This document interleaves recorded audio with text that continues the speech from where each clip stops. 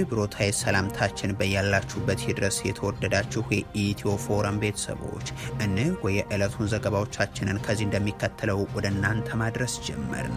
አበይት ነጥቦቹን በቅድሚያ በኢትዮ ሱዳን ድንበር አካባቢ ከፍተኛ ጉዳት የተመዘገበበት ውጊያ መደረጉ ተነገረ። ጄኔራሉ ህዝቡ በየቤቱ ይዋጋለን ሲሉ ተደምጧል።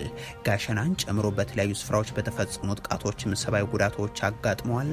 አስቀድመን በዝርዝር የምንመለከተው ጉዳያችን ይሆናል። ይህ በእንዲህ እንዳለም የፋኖ ኃይሎች በሁለት ጉዳዮች ላይ ምላሽ ሰጥቷል። የመጀመሪያው ብልጽግና በሀጎስ መስፍን የሚመራው ኃይል እጅ ሰጠ ያለበትን የተመለከተ ነው። ሌላኛው ደግሞ ከምርኮኞች ጋር እየተያያዘም ነው። ሰሙታላችሁ። ትግራይን አድቅቆ የማንበርከክ ተግባር የ4 ኪሎ መንግስት እየፈጸመ ስለመሆኑ የትግራይ ጊዜያዊ አስተዳደር ገለጸም። ጄኔራሉ ለሰላም ብለን የትኛውም ሉዓላዊ ግዛታችንን አንሸጥም፣ አንደራደርም ሲሉም ተናግረዋል። ይህንንም ይዘናል። የቤተ ክርስቲያኒቱ የሀገረ ስብከት ስራ አስኪያጅ ተገደሉ። በኦሮሚያ ክልል የሚፈጽሙ መሰል ግድያዎችም እንደቀጠሉ ናቸው። ሰሙታላችሁ። ብሔራዊ ባንክ 1.3 ቢሊዮን ብር ተጭበርብሯል አለ። የሚፈጽመው ጥቃትም ከ100% በላይ ማደጉን አሳውቋል። ሌላኛው መረጃችን ነው። ይህ በእንዲህ እንዳለ ብልጽግና ከሳምንታት በኋላ ፌስታል ይዞ የተገኘ ሰው እስከ 10 ሺህ ብር እቀጣለሁ ሲል አስጠንቅቋል። የብር የመግዛት አቅም ማሽቆልቆሉ በቀጠለበት በዚህ ወቅት ማህበሩ ደግሞ የሀገር ውስጥ የውጭ ምንዛሬ ገበያ በአስደንጋጭ ሁኔታ መከፋፈሉን ጠቅሷል። ዝርዝሩ ተዘጋጅቷል። ሱዳን ውስጥና ዩክሬን የድሮን ጥቃቶች ደርሷል። የሱዳኑ ጥቃት ሆስፒታል ላይ ሲፈጸም የሩሲያን ጥቃት ተከትሎ ደግሞ በዩክሬን ከ1 ሚሊዮን በላይ ቤቶች ከኤሌክትሪክ አገልግሎት ውጭ ሆነዋል። የተወደዳችሁ የኢትዮ ፎረም ቤተሰቦች አብራችሁን ስትቆዩ እነዚህንና ሌሎችን መረጃዎችን ታደምጣላችሁ። ሰናይ ቆይታ ይሆንላችሁ።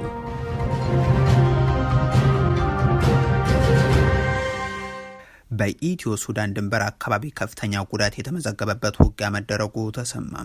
ጄኔራሉ ህዝቡ በየቤቱ ይዋጋለን ሲሉ ተደምጧል። ጋሸናን ጨምሮ በተለያዩ ስፍራዎች በተፈጸሙ ጥቃቶችም ሰብአዊ ጉዳቶች አጋጥመዋል። በአማራ ክልል ጦርነቱ አርሶ አደሩ፣ የንግዱ ማህበረሰብም ሌላውም ዜጋም ነገሩ ከአቅሙ በላይ መሆኑን እየገለጸ ወደ ፈጣሪ መጠየቅ ከጀመረ ሰነባብቷል። እኔ እንዲያው ቡሬ ደርሶ መምጣት ይናፍቀኛል። እንዲያው ጅጋ ደርሶ መምጣት ይናፍቀኛል በነጻነት። አሬ ፈጣሪ ያለ ወደት እየነ ነው።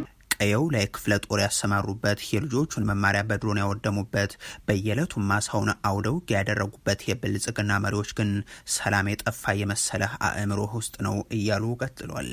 አንዴ ሰላም የለም ብሎ ሰው ጭንቅላት ውስጥ ስላስገባ ሰላምን በንጽጽር ለማየት ይቸገራል እንጂ አንጻራዊ ሰላም አለ። የክልሉ የሰላም እጦት ግን አእምሮ ውስጥ ሳይሆን መሬት ላይ ነው። ዛሬ በኢትዮ ሱዳን ድንበር ቀጠና መተማ ወረዳም በተለይም መሻሃ በተባለ ስፍራ የተደረገው ውጊያ ደግሞ የዚህ ጦርነት ዕለታዊ መገለጫ ነው። የመንግስት ወታደሮች በከፍተኛ ቁጥር ወደ አካባቢው ማቅናታቸውን ተከትሎ የፋኖ ታጣቂዎች ደግሞ አስቀድመው ያደረጉትን ዝግጅት ጋር ተያይዞ ውጊያው ተቀስቅሶም ከፍተኛ ነው የተባለለት ሰብአዊ ጉዳት በሁለቱም ተዋጊ ወገኖች በኩል እንዲደርስ ምክንያት መሆኑ ተነግሯል። የፋኖ ኃይሎች በመቶዎች የሚቆጠሩ የመንግስት ወታደሮች የተገደሉበት አሊያም የቆሰሉበት እንዲሁም በደርዘን የሚቆጠሩት ደግሞ የተማረኩበት ነው ይላሉ። ከዚህም ባሻገር ዲሽቃና ብሬንን ጨምሮ በርካታ የቡድንና የነፍስ ወከፍ መሳሪያዎች የተገኘበት ስለመሆኑ ገልጿል። ከብልጽግናው መንግስት በኩል የተባለ ነገር ባይኖርም ሌሎች የፋኖ ኃይሎች ጥቃቶች ደግሞ በከተሞች ውስጥ ጭምር የደረሱ ናቸው። የብርጋዴር ጀነራል ተፈራ ማሞ ኃይል በሚንቀሳቀስበት ሰሜን ሸዋ ዞን አረርቲ በተባለች ከተማ ውስጥ በአካባቢው የጸጥታ ኃይሎች ላይ በሌሊት ጥቃት መከፈቱ ተሰምቷል። ከሰሞኑ በአማራና ኦሮሚያ ክልል አዋሳኝ ቦታዎች ላይ ጭምር ጥቃቶች መመዝገባቸው የሚዘነጋ አይሆንም። ሌላኛዋ ከተማ ደግሞ የሰሜን ወሎና ደቡብ ጎንደርን በማስተሳሰር ስትራቴጂክ ቦታ ተደርጋ የምትጠቀሰው ጋሸና ስትሆን የፋኖ ኃይሎችም ወደ ከተማዋ ገብተው ጥቃት አድርሰዋል ተብሏል። መሰል ጥቃትን ካስተናገዱ የክልሉ አካባቢዎች መካከል ደቡብ ጎንደር እስቴና ዳራ ወረዳዎች፣ መካነ ኢየሱስና አርብ ገበያ የሚነሱ ናቸው። በእነዚህ ወረዳዎች በተለያዩ ስፍራዎች የመንግስት ወታደሮች ወደ ፋኖ ኃይሎች መገኘ ጽንፈኞች የሚያደርጉትን ዘመቻ ተከትሎ የተደረጉ ውጊያዎችም እንደቀጠሉ ናቸው። ከከተማ ውስጥ ጥቃቶች ጋር በተያያዘ ከትናንት በስቲያ በሰሜን ወሎ ዞን ቆቦ ከተማ ውስጥ የፋኖ ኃይሎች የአርፒጂ ጥቃት አድርሰው የአካባቢው አመራሮች ላይ ጉዳት ማስከተላቸውን መግለጻቸውም ይታወሳል። እነዚህ ሁሉ ጥቃቶችና ውጊያዎች በሚከናወኑበት ክልል ውስጥ በተለይም በጎጃምና ደቡብ ጎንደር ቀጠና እየዘምቱ ዘንድ የተላኩት የምስራቅ እዝ አዛዡ ሌትናንት ጀነራል መሐመድ ተሰማ ደግሞ ትናንት የፋኖ ኃይሎችን ባደሩበት መዋል ያቃታቸው ተሳዳጅ አደረግናቸው ሲሉ ተናግረው ነበር። ከዛ ደግሞ ህዝቡ በየቤቱ እነዚህን ኃይሎች ይዋጋላቸው ዘንድ ሲጠይቁ ነው የተሰሙት። አጽዱ፣ ቤታችሁ ውስጥም ጎረቤትም ግጠሙልን በማለት ቤታችሁ ውስጥ ያሉትን የጽንፈኛ ተላላኪዎች አጽዱ፣ ጎረቤታችሁ ያሉትን ማጽዳት፣ እርስ በርስ ማዋጋት፣ እንደ ቅማል ማራገፍ ወዘተም ብልጽግናዊ ፖሊሲዎች ናቸውና እኒህ ጀነራልም አባት ቤቱ ውስጥ ከልጁ ጋር አሊያም ዘመድ ከጎረቤቱ ጋር አንዱ አንዱን ያጸዳ ዘንድ መጠየቃቸው እንግዳ አይሆንም። ይህ በእንዲህ እንዳለ የፋኖ ኃይሎች በሁለት ጉዳዮች ላይ ምላሽ ሰጥቷል። የመጀመሪያው ብልጽግና በሀጎስ መስፍን የሚመራው ኃይል እጅ ሰጠን ያለበት ጋር የተያያዘ ነው። ሌላኛው ደግሞ ምርኮኞችን የተመለከተም አገዛዙ ጀነራል ምግባይ ኃይለ በአማራ ክልል የተለያዩ ዞኖች የፋኖ ኃይሎችን አደራጁብን ካለ ከወራት በኋላ ትናንት ደግሞ በዋናነት በዋልድባ ቀጠናም በሀጎስ መስፍን የሚመራው ጽንፈኛው ቡድን አመራርና አባላት እጅ ሰጡ ማለቱ ይታወሳል። የፋኖ ኃይሎች እጅ እየሰጡ ነው ከሚባልላቸው ታጣቂዎች ጋር ተያዘም በተከታታይ እያቀረቡት ያለው ምላሽ ቀጥሎ በዚህ ብልጽግና ከ160 በላይ ጽንፈኛ በትግራይ ቀጠና እጅ ሰጠ ማለቱን በተመለከተ ማብራሪያ አቅርቧል። እጅ ሰጡ የተባሉት በመቶዎች የሚቆጠሩ ታጣቂ ኃይሎችን እንደማያውቋቸው በመግለጽ ሌላኛው ማብራሪያቸው ደግሞ ከምርኮኞች ጋር የተያያዘ ነው። ከወራት በፊት በተለይም በሰሜን ወሎ ዞን በተደረገው ውጊያ በመቶዎች የሚቆጠሩ የመከላከያ ሰራዊቱ አባላት በፋኖ ኃይሎች መማረካቸው ይታወሳል። ዓለም አቀፉ የቀይ መስቀል ተቋምም ቢያንስ በከፋ ሁኔታ ውስጥ የነበሩትን 16 የመንግስት ኃይሎችን መቀበሉንና ማከሙን መግለጹም አይዘነጋም። የፋኖ ኃይሎች አሁንም በርካታ ምርኮኞች እጃቸው ላይ እንዳሉ አንስተው ቀይ መስቀልን ጨምሮ ተቋማት እንዲረከቧቸውን በድጋሚ ጥሪ አቅርበዋል። አገዛዙ ምርኮኞችን ደጋግሞ ክዷል። በድሮን የገደላቸው ምርኮኞችም አሉ። እነዚህ የድሮን ጥቃቶች ሰለባ ካደረጋቸው ውስጥ ደግሞ ከ2 ወራት በፊት አካባቢ በተደረገም ውጊያም የፋኖ ኃይሎች ማረክ ናቸው ያሏቸው የ12ኛ ክፍለ ጦር አመራር የሆኑት ሌትናንት ኮሎኔል ዘሪሁን ማሞያ ይገኙበታል ሲሉ ገልጸው ነበር። እኒህ የፋኖ ኃይሎች በድሮን እንደተገደሉ የገለጿቸው ኮሎኔል ከሳምንታት በፊት እንዴት አንድ መንግስት ነኝ የሚል አካል የራሱን ሀገር ሰዎችና የጤና ባለሙያዎችን በድሮን ይገላል በሚል ተናግረው እንደነበረም ይታወሳል። ትግራይን አድቅቆ የማንበርከክ ተግባር የ4 ኪሎ መንግስት እየፈጸመ ስለመሆኑ የክልሉ ጊዜያዊ አስተዳደር ገለጸም። ጀነራሉ ለሰላም ብለን የትኛውም ሉዓላዊነታችንን አንሸጥም አንደራደርም ሲሉ ተናግሯል። በትግራይ ክልል የብልጽግናው መንግስት እያደረጋቸው የሚገኙት ክልከላዎችና አካባቢዎች እንደዚሁም የጦርነት ዛቻዎች ያለፉት ወራት ጉዳዮች ሆነው ቀጥሏል። ባለፉት ተከታታይ ቀናትም የትግራይ እውቅ ግለሰቦች ያደረጓቸው ንግግሮችም በክልሉ ያለውን ቀውስ የሚያመላክቱ ሆኗል። የህወሓትና ጊዜያዊ አስተዳድሩ ምክትል የሆኑት አቶ አማኑኤል አሰፋ ደግሞ ቀጣዩ ሆኗል። የአብይ አህመድ መንግስት ፍላጎት ትግራይን አድቅቆ ማንበርከክ ነው ሲሉ በመናገር የፕሪቶሪያውን ስምምነት መተግበር ሲገባው ጄኖሳይዱ መልኩን ቀይሮ እንዲቀጥል ሆኗል የሚሉት እኒህ ሰው የዳግም ግንባታ ስራው ቀርቶ የጸደቀ በጀትን ከልክሎ የመንግስት ሰራተኛንም ደሞዝ እያገዱ ማስራብ ነው የተያዘው። ይህ አንድ የዘር ማጥፋት ማስፈጸሚያ ስልት ነው ሲሉም አብራርቷል። ኩሉ ነገርና በቀጥታ በኩናት በወራር ብክባን እጽዋን ኩሉ ነገርና ሲኢና ኢና ኣብ ስምምዕ ፕሪቶሪያ አቲና ነገራት ናብ ንቡር ክምለሱ ኣብ ትግራይ ዝበፅሐ ሰብኣዊ ዕንወት ሁሉም ነገር በጄኖሳይዳዊ ጦርነቱ የደረሰው ኢኮኖሚያዊ ውድመት በካሳና መልሶ ግንባታ እንዲስተካከል ነበር ተስፋ ያደረግነው። ነገር ግን አሁን እየተፈጸመብን ያለው ክልሉን ሙሉ በሙሉ ማድቀቅና ማንበርከክ ነው። ይህ ደግሞ በጀት በመከልከል የልማትና የፋይናንስ ተቋማት የባንክ ሂሳባቸውን በመዝጋት ነዳጅ በመከልከል ከባንኮች ብድር የወሰደው የንግድ ማህበረሰብ አባላትንም ምህረትና ካሳን ጨምሮ በጦርነቱ ላጋጠመው ጉዳት ከመስጠት ይልቅ ተደራራቢ ወለድን እንዲከፍሉ ማስገደድ ነው ያለው። በሌላ ሌላ ክልል ያለች እናት ቢያንስ መድኃኒት ሲላክላት የትግራይ እናት የምትከለከልበት፣ በሌላው የሀገሪቱ አካባቢ ያሉ ህጻናት የሚማሩበት በጀት ሲላክ የትግራይ ህጻናት የሚታገሉበት፣ አርሶ አደሩ እንዳያርስ ግባቱ የታገደበት፣ የመንግስት ሰራተኛውም እንዲራብ ደሞዝ የለህም የሚባልበት ሁኔታ ነው እየተፈጠረ የሚገኘው። ግዛቶቻችንን ተከልክለን ተፈናቃዮችም ወደ ቀያቸው ሳይመለሱ የዛ ጦርነት ጥፋቶችም ፍትህ ተነፍቆም ነው ይሄ ሁሉ ነገር እየሆነብን ያለው። አቶ አማኑኤል የትግራይ ህዝብ ሌሎች አስከፊ ጊዜዎችን አሳልፏል፣ ይህንንም ያልፈዋል ሲሉ፣ አለቃቸው ጀነራል ታደሰ ወረደ ደግሞ በትግራይ ያሉ ችግሮችን መሸከም በማይቻልበት ሁኔታ ላይ ደርሰናል ሲሉ ተደምጧል። ከሁሉም አካባቢዎች የተጠሩ አመራሮች ግምገማ ላይ ጀነራሉ ባቀረቡት ማብራሪያም በትግራይ የውስጥም የውጭም ችግሮች ከጊዜ ወደ ጊዜ እየጨመሩ ስለመሆናቸው አስረድቷል። ለሰላም ብለን የትኛውንም ሉዓላዊ ግዛታችንን አንሸጥም፣ አንደራደርም የሚሉት ጀነራሉ ነገር ግን ጦርነትን ለማስቀ የምንችለው ሁሉ እናደርጋለን። ይህንን ደግሞ ከጎረቤት ክልሎችና ከፌደራል መንግስቱ ጋር በመሆንና በመቀራረብ የሚፈጸም ነው ሲሉ ስለመግለጻቸው የክልሉ የመገናኛ ብዙሃን ዘግቧል። የሚኖረውና የሚፈጠረው ግንኙነት ደግሞም በአቻላቻ መርህና በራስ መተሳሰርና መደጋገፍ ላይ የተመሰረተ መሆን አለበትም ነው ያሉት። የቤተ ክርስቲያኒቱ ሀገረ ስብከት ስራ አስኪያጅ ተገደሉ። በኦሮሚያ ክልል የሚፈጽሙ መሰል ግድያዎች እንደቀጠሉ ናቸው። የአቶ ሽመልስ አብዲሳ አስተዳደር ክልሉን የሞት ቀጠና አድርጎት ቢቀጥልም አሳውን ለማጥፋት ባህሩን ማድረቅ የሚል ጸረ ህዝብ አቋም ያላቸው ሽማምንቱ ግን ይህንን እየካዱ ቀጥሏል። እገታና ግድያ፣ ውጊያና ጥቃት ግን የዚህ ክልል መገለጫዎች ከሆኑ አመታት አልፏል። አሁን የተሰማው መረጃ ደግሞ የሀገረ ስብከቱ ስራ አስኪያጅ መገደላቸውን የሚገልጽ ነው። የሆሮ ጉድሩ ወለጋ ሀገረ ስብከት ዋና ስራ አስኪያጅ መላከ ኤዶም ቀሲስ ዱጉማና ቀሲስ ደሳለኝ ነሞምሳ የተባሉ የሃይማኖት አባቶች መገደላቸውን የኢትዮጵያ ኦርቶዶክስ ተዋሕዶ ቤተክርስቲያን ገልጻለች። በቤተክርስቲያኗ በኃላፊነት ደረጃ ላይ የሚገኙ አንድ ምንጭ ሰሞኑን የህዳር ጽዮን በዓልን አክብረው ሲመለሱ የነበሩ የሀገረ ስብከቱ ስራ አስኪያጅና ሌላ የሃይማኖት አባት ሌሎችም ሰዎች በአጠቃላይ በቁጥር 5 የሚሆኑ ሰዎች ታግተው ነበር። ከነዚህ ውስጥ ደግሞ 2 ተገድለዋል ብለዋል። እኒሁ ኃላፊ ባለፉት ዓመታት አካባቢው ምዕመናን ህይወታቸውን አጥተዋል።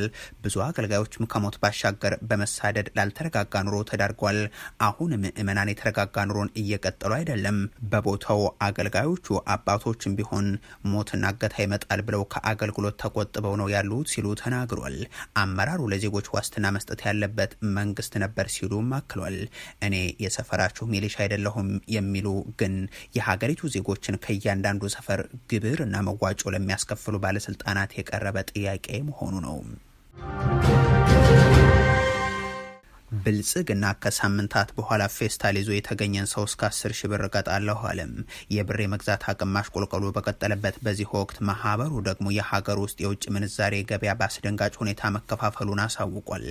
መቅጣትን እንደ ዋነኛ የገቢ ማግኛ ዘዴው አድርጎ የሚተገብረው የብልጽግናው መንግስት ፌስታል ላይ ከወራት በፊት ያወጣው አዋጅ አነጋጋሪ ነበር። አሁን ከጥቂት ሳምንታት በኋላ ማለትም ከጥር ወር ጀምሮ ፌስታል መጠቀም የተከለከለ ነው ሲል ገልጿል። የአካባቢ ጥበቃ ባለስልጣን የሽግግር ጊዜው መጠናቀቁን ተከትሎ እርምጃ መውሰድ እንደሚጀምርም አሳውቋል። የፕላስቲክ ከረጢት አምራቾች ለ6 ወራት የተሰጠው የመሸጋገሪያ ጊዜ በቂ ያለመሆኑን እየገለጹ ናቸው። ይሁን እንጂ መንግስት መጠቀምና ይዞ መገኘት ከ5 ሺህ እስከ 10 ሺህ ብር እንደዚሁም ማምረት ማስገባት አሊያም መሸጥ ደግሞ ከ50 ሺህ እስከ 100 ሺህ ብርና እስከ 5 ዓመት የሚደርስ ጽኑ እስራት ያስቀጣል ሲል ይገልጻል። አበባ ተቀጠፈ፣ ዘንባባ ተገጨ፣ ሳርም ተረገጠ ወዘተ የሚሉትን ጨምሮ አገዛዙ ከነ IMF የታዘዘውን ከፍተኛ የገቢ መጠንን ለማሳካት በሚል በዘመቻ መልኩ ከዜጎቹ ገንዘብ እየሰበሰበም ነው። እንዲያም ሆኖ ቃል የገባው የምንዛሬ ገበያውም ይሁን ኑሮውን ማረጋጋት ሳይሆን ማባባሱ ነው የቀጠለው። በጥቁር ገበያው ከ180 ብር በላይ ያሻቀበው የዶላር ምንዛሬም አንዱ ማሳያ ይሆናል። ኢትዮጵያ ወደ ገበያ ተኮር የምንዛሬ ተመን ስርዓት ከተሸጋገረች ከአንድ ዓመት በኋላ የሀገር ውስጥ የውጭ ምንዛሬ ገበያ በአስደንጋጭ ሁኔታ መከፋፈሉን፣ የግብይት ወጪዎችን በእጅጉ መጨመራቸውን የገለጸው ደግሞ የኢትዮጵያ ኢኮኖሚክስ ማህበር ነው። የንግድ ባንኮች ለአንድ የአሜሪካን ዶላር የሚገዙበትና የሚሸጡበት ተመን ላይ ያለው ልዩነት እስከ 15 ብር ድረስ ከፍ ማለቱ በገበያ ውስጥ ጤናማ ውድድርና የተቀናጀ አሰራር አለመኖሩን የሚያመላክት ትልቅ ፈተና እንደሆነም ተመላክቷል። ማህበሩ ባወጣው ሪፖርት መሰረትም በ2018 የበጀት ዓመት የመጀመሪያው ሩብ ዓመት ብር ከአሜሪካ ዶላር አንጻር ከ8 8 በመቶ በላይ በማሽቆልቆል ከ135 ብር ወደ 146 ብር ተሻግሯል። በታህሳስ 2018 ደግሞ ይህ ከ154 ብር በላይ ሆኗል። እንደ ሪፖርቱ ከሆነ በባንኮች የመግዣና የመሸጫ ዋጋዎች መካከል ያለው ልዩነት ባለፈው 4 ወር ውስጥ ከ3 እስከ 6.8 በመቶ የመጀመሪያ ሩብ ዓመቱ ላይ ከፍ ብሏል። ይህ ደግሞ የተገደበ የባንኮች መካከል የንግድ ልውውጥና መሰረታዊ የገበያ ውዝግብ መጨመሩን የሚያሳይ ነው ተብሏል። በሌላ ዜና ብሔራዊ ባንክ 1.3 ቢሊዮን ብር ተጭበርብሯል አለም። የሚፈጸመው ጥቃትም ከ100% በላይ ማደጉን አሳውቋል። በኢትዮጵያ በዲጂታል ማጭበርበር 1.3 ቢሊዮን ብር ኪሳራ መድረሱን፣ የሳይበር ጥቃት ሙከራዎችን በ115 በመቶ ማደጋቸውን የኢትዮጵያ ብሔራዊ ባንክ ይፋ ያደረገው የሀገራዊ ዲጂታል ክፍያዎች ረቂቅ ስትራቴጂ ሰነድ ያመለክታል። እንደ ሪፖርተር ዘገባ ከሆነ በአሁኑ ወቅት በሀገሪቱ 135 ሚሊዮን የዲጂታል ክፍያን መፈጸም የሚያስችሉ የተመዘገቡ የሂሳብ አካውንቶች አሉ። ይሁን እንጂ 15 በመቶ ብቻ ጥቅም ላይ እንደሚውሉና እንዲሁም ባለፈው የፈረንጆቹ ዓመት ብቻ የሀገሪቱ የዲጂታል ፋይናንስ ሲስተም በማጭበርበር ወንጀሎችም ከ1 ቢሊዮን ብር በላይ ኪሳራ ማስተናገዳቸውን በስትራቴጂክ ሰነዱ ላይ ተመላክቷል። በዚሁ ዓመት የመጀመሪያው አጋማሽ ብቻም ከ4600 በላይ የሳይበር ጥቃት ሙከራዎች መከናወናቸው ተጠቅሶ ይህም ከቀደመው ዓመት ጋር ሲነጻጸር ከእጥፍ በላይ ጭማሪ አሳይቷል ተብሏል። በኢትዮጵያ ካሉት ከሴቶቹ 65 በመቶ እንደዚሁም ከወንዶች ደግሞ 60 በመቶ ያክሉ የሞባይል ገንዘብ የክፍያ አገልግሎቶችን የማይጠቀሙ ናቸው። ይህ ደግሞ ከሌሎች የአፍሪካ ሀገራት ጋር ሲነጻጸር ዝቅተኛ የሚባል ነው። በማሳያነት የተነሱት ደግሞ በናይጄሪያ 30 በመቶ ብቻ እንደዚሁም ደግሞ በኬንያ 15 በመቶ ብቻ የሚሆኑ ማህበረሰብ የሞባይል አካውንት የክፍያ አገልግሎትን እንደማይጠቀሙ በማንሳት ነው። ሱዳን ውስጥና በዩክሬን የድሮን ጥቃቶች ደርሷል። የሱዳኑ የድሮን ጥቃት ሆስፒታል ላይ የተፈጸመ ነው። የሩሲያን ጥቃት ተከትሎ ደግሞ በዩክሬን ከ1 ሚሊዮን በላይ ቤቶች ከኤሌክትሪክ አቅርቦት ውጭ ሆኗል። የተባበሩት አረብ ኤሚሬቶች ድሮን የምታስታጥቀው መሳሪያ የምታቀብለው የአዲስ አበባው አገዛዝ ጭምር ድጋፍ ያለው የሱዳን ፈጥኖ ደራሽ ኃይል የሚፈጽማቸው ጥቃቶችና የሱዳኑ የእርስ በርስ ጦርነት እንደቀጠሉ ናቸው። በሱዳን ዲሊንጅ ከተማ በሚገኝ አንድ ሆስፒታል በተፈጸመ የድሮን ጥቃትም 7 ሰላማዊ ዜጎች መገደላቸውን የሆስፒታል ምንጮች አረጋግጧል። 12 ነዋሪዎች ደግሞ ቆስሏል። ስማቸው እንዲጠቀስ ያልፈለጉ የሆስፒታል ምንጮች እንደገለጹት ሆስፒታሉ ወታደራዊ ቢሆንም ለአካባቢው ሲቪሎች የሕክምና አገልግሎት የሚሰጥ ነው። በጥቃቱ የተገደሉትና የቆሰሉት ህሙማን እነርሱን ሲያስታምሙ የነበሩ ቤተሰቦቻቸው መሆናቸውም ታውቋል። ከተማዋ በሱዳን ጦር ኃይሎች ቁጥጥር ስር የምትገኝ ቢሆንም በዙሪያዋ ግን ፈጥኖ ደራሽ ኃይሎች ከበባ ስር የምትገኝ ስለመሆኗም ነው የታወቀው። ሌላኛው ጦርነት ውስጥ ያለችው ሀገር ደግሞ ዩክሬን ናት። ዩክሬን በካርዞን ዳር የሚገኘው የሩሲያ የነዳጅ ማጣሪያና ማከማቻ ላይ ትናንት ሌሊቱን በፈጸመችው የድሮን ጥቃትም ጉዳት ደርሷል። የሩሲያ ባለስልጣናት በአየር መቃወሚያ የተመታም የድሮን ስብርባሪ በነዳጅ ማጣሪያው ላይ እሳት መለኮሱን ገልጿል። የሩሲያ የአካባቢው የአደጋ መከላከል ማዕከል ተጠሪን ጠቅሶ ሮይተርስ እንደዘገበው ከሆነም በነዳጅ ማጣሪያው ላይ እሳት ቢነሳም ያደረሰው ጉዳት ግን ዝቅተኛ ነው። ሩሲያ ደግሞ በተከታታይ በዩክሬን የኃይልና ኢንዱስትሪ መሰረተ ልማቶች ላይ የፈጸመችውን ጥቃት ተከትሎ ከ1 ሚሊዮን በላይ ቤቶች የኤሌክትሪክ ኃይል ማጣታቸውን የሀገሪቱ ባለስልጣናት ገልጿል። የዩክሬን የሀገር ውስጥ ሚኒስትር እንደሚናገሩት ከሆነም በጥቃቱ 5 ክልሎች ጉዳት እንደደረሰባቸው አስታውሰው ቢያንስ 5 ሰዎች ስለመቁሰላቸውም ይገልጻሉ። ሩሲያ የዩክሬን የኃይል መሰረተ ልማት ላይ ድብደባ መፈጸሟ እየተለመደ ቢሆንም ሞስኮ በሀገሪቱ ቀዝቃዛ ወቅት እየገባ ሲመጣም ይህንኑ ጥቃቷን አጠናክራ ቀጥላለች። ጥቃቱ የተፈጸመው የአሜሪካው ፕሬዚደንት ዶናልድ ትራምፕ የውጭ ጉዳይ ልዑክ በሳምንቱ መጨረሻ ወደ ጀርመን በመጓዝ ከዩክሬኑ ፕሬዚደንት ቮሎዲሚር ዜሌንስኪና የአውሮፓ መሪዎች ጋር ጦርነቱን ለማስቆም የሚያስችል ተጨማሪ ውይይቶች ለማድረግ በተዘጋጁበት ወቅት ነው። በዩክሬንና በሩሲያ መካከል የሰላም ስምምነት እንዲደረስ የዋይት ሀውስን ጥረት የሚመሩት ስቲቭ ዊትኮፍ በበርሊን የአዲሱ የሰላም ስምምነት ነጥቦች ላይ የሚወያያሉ። የተወደዳችሁ የኢትዮ ፎረም ቤተሰቦች ለዛሬ ያሉን መረጃዎች ይህንን ይመስሉ ነበር። አበቃን። ቸር ያሰማን።